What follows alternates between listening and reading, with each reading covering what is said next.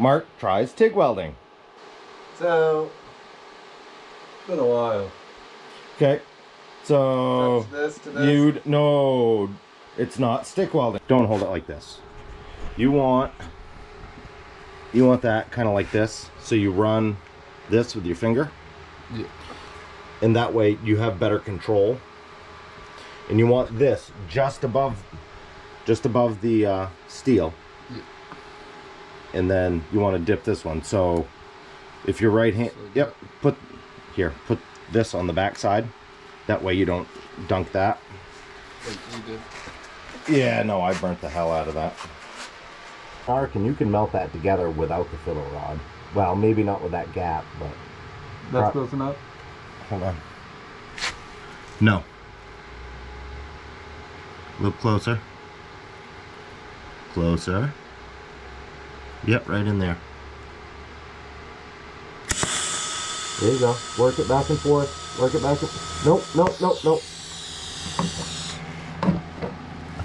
Not this way. Work it back and forth on the pieces you're trying to join. Oh, alright. Yeah. And then this goes in when this is hot enough, right? Yeah, once that starts making a puddle, then you can when this start... puddles? Yeah, when you start making a puddle, then you can start dipping the filler rod.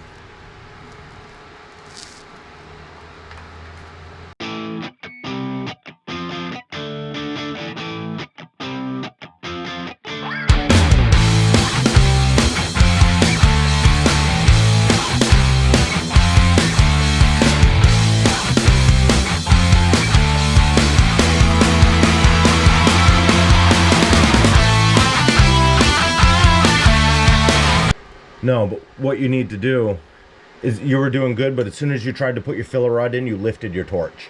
Yeah. You can't lift the torch. Keep it right down in where you have it. Start right back here in this corner. Keep it down close. I know, I need to get a welding table.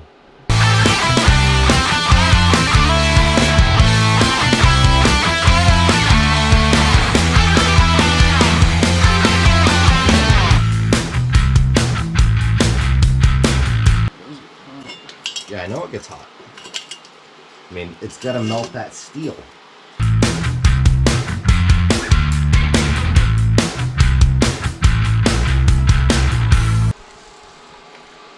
It's not bad. The technique was a little goofy, but the weld doesn't look terrible.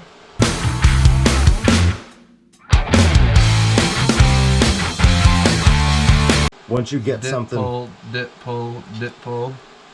Yeah, so...